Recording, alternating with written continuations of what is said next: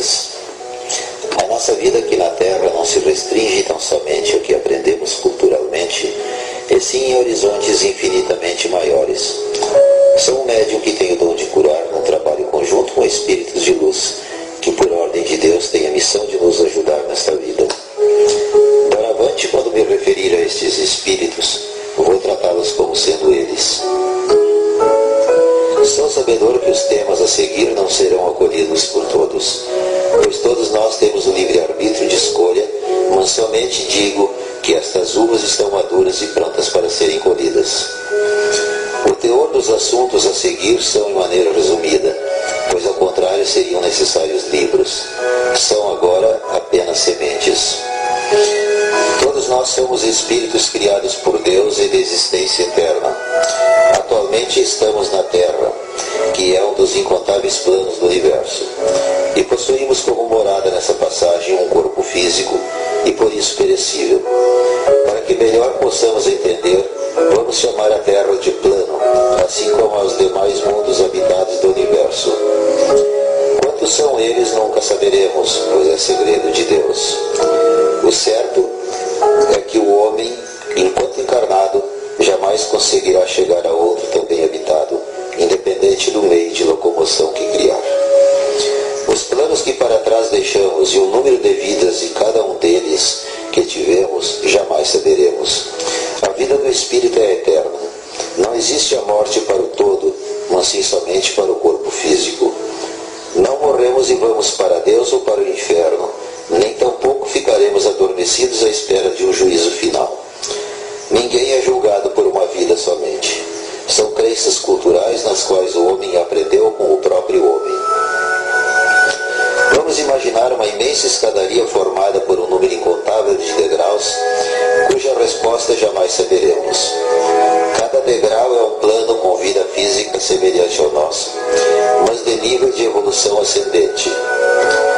Vamos nos situar agora neste plano que habitamos e chamamos de Terra. A nossa missão é a evolução e purificação do nosso espírito para podermos seguir adiante, e isso dependerá do nosso livre-arbítrio em querer buscar. Aqui voltaremos a viver tantas vezes forem necessárias até vencermos essa etapa. Quando isso acontecer a cada um de nós, passaremos a reencarnar no próximo plano, mais evoluído que este, e assim sucessivamente até o dia chegarmos a Deus. Não sabemos quantas vidas já tivemos nesse plano, em outros passados, e nem de perto há quanto tempo nosso espírito já existe. Dizem eles, o tempo medido na Terra não é separado em épocas, mas sim em necessidades do ser o mais feliz.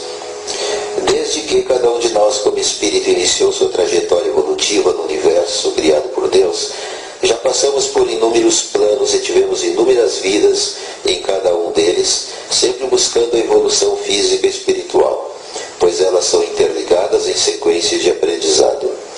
As vidas passadas são da nossa memória apagadas a cada reencarnação, mas delas sempre teremos influências. O que era necessário fazer para a evolução do nosso espírito e deixamos pelo livre-arbítrio de fazer, voltaremos a ter mais oportunidades. E o que pelo livre-arbítrio fizemos de errado, voltaremos para corrigir.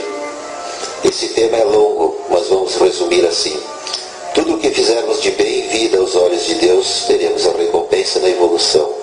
E tudo o que em vida fizermos por livre-arbítrio de errado aos olhos de Deus, vamos ter que resgatar, nesta ou em outra vida, aprendendo com os erros praticados, e muitas vezes serão necessários sofrimentos. Nada é esquecido. O bem ou o mal praticado voltará para nós nesta vida ou em outra. Vamos agora refletir um pouco para entendermos o porquê da reencarnação, dentro da visão de que Deus é justo e que para Ele todos somos iguais, e ainda que quando em espírito temos também o livre-arbítrio para escolher os caminhos e ações a trilhar aqui na Terra para melhor corrigir desvios existentes e evoluir. Exemplos. Uma criança nasce, vive somente 2 horas e morre. Outra nasce e vive 90 anos aqui. Passa sua existência na pobreza e no sofrimento físico com doenças horríveis, às vezes desde a nascença. Uma terceira nasce em família abastada, não lhe faltando saúde e outros recursos. Vive aqui também por 90 anos. Perguntamos, se Deus é justo, daria oportunidades tão distintas? As 3 vidas mencionadas serão julgadas somente pelo que passaram e realizaram nesta vida? Certamente que não. Estamos diante de questionamentos que indicam a reencarnação. Não existem injustiças, mas sim necessidades do ser passar. Muitas são as respostas para cada um dos casos mencionados. Todas as passagens que cada um terá que passar neste plano Terra têm por objetivo a própria evolução espiritual. Somente Deus sabe o que é melhor para cada um de nós, e a tudo devemos aceitar com humildade e resignação. Fazem parte de um todo. Quando esta vida terrena termina para nós, não morremos, mas sim renascemos e liberamos o Espírito para a vida eterna. O nosso Espírito é eterno. Continuaremos aprendendo e evoluindo no mundo espiritual. Não devemos julgar e comparar pessoas aqui pelo grau de vida que cada uma apresenta, seja rica ou pobre, inteligente ou sem cultura, feliz ou triste.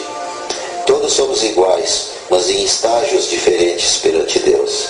O mais frágil e atrasado ser que conhecemos pode, na verdade, ser muito mais evoluído que nós mesmos.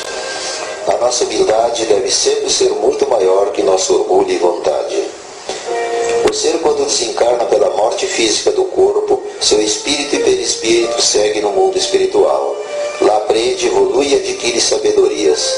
O tempo para voltarmos a reencarnar é indefinido e ocorrerá quando pronto estiver, e isto é de Deus. Como se explica que nos dias de hoje uma criança possa saber mais de matemática, música ou ciência, como exemplos, em nível muito superior a um adulto? Como poderíamos explicar a evolução da medicina, da física, da informática, enfim, de toda a tecnologia que conquistamos? Isto se chama evolução física. Como o homem acelerou essa evolução? Porque grande parte dela tem origem também na reencarnação. É devido a muitos espíritos agora encarnados que trouxeram sabedorias e aprendizados do mundo espiritual para ajudar a evolução física desta vida. Se isso não ocorresse, certamente estaríamos ainda bem distantes do que hoje já conquistamos. A mediunidade é uma fase alcançada no conjunto das nossas vidas e poderá se manifestar não necessariamente nesta vida, mas também numa das próximas. Mediunidade é o estágio que alguém se encontra, capaz de melhor entender e acreditar na vida do espírito após a morte do corpo físico. Existem muitos graus de mediunidade. Alguns conseguem sentir, ver ou até se comunicar com o mundo espiritual. Isto é normal e não é alucinação.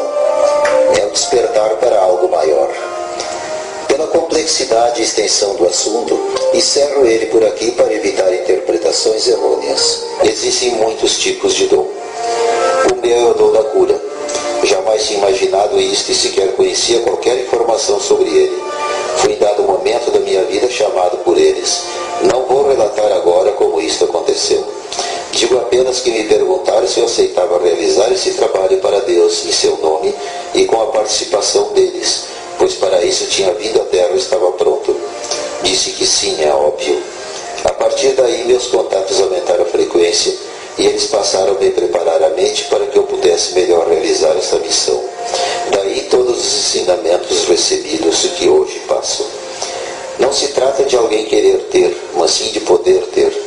Essa resposta pertence a Deus e aos membros das suas falanges, compostas por espíritos extremamente evoluídos em história, e por isso já tendo suas reencarnações em planos superiores ao nosso.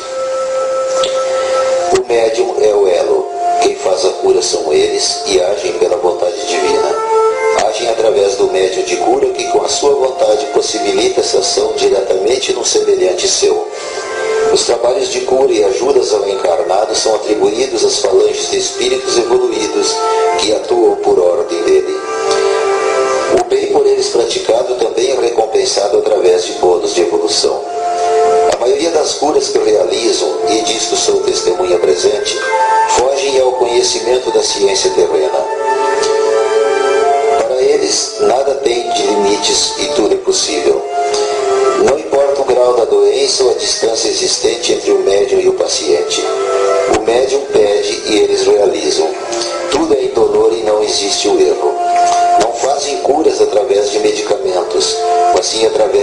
cirurgias em aspirais, e suas cirurgias assim também o são. Muitas são as doenças provocadas pelo espírito do paciente. Quando a doença está além do conhecimento da ciência terrena, realizam as curas, pois não interferem naquilo que a medicina terrena já pode realizar, pois ela é provida de um dom abrangente e em evolução constante. Para que o paciente seja ajudado, é necessário que tenha o merecimento, tenha fé em Deus e que acredite nessa sua obra. Ame a si e a sua vida como encarnado, ame aos seus semelhantes e tenha a humildade em crer e querer buscar esta ajuda junto a uma pessoa semelhante a ela. Isso faz parte do merecimento. O merecimento não é medido em atos somente nesta vida, mas sim pela história do espírito de cada um. O que também desejo salientar para aqueles que me escutam é que a vida é infinita. O Deus de quem fala é o Deus único para todos nós do universo, não importando o credo ou religião praticada. Apenas são caminhos diferentes de interpretações humanas, mas todos são segmentos em busca da fé num único Deus. Obrigado pela atenção e com muito carinho, um abraço de luz. Aqui, um mensageiro espiritual.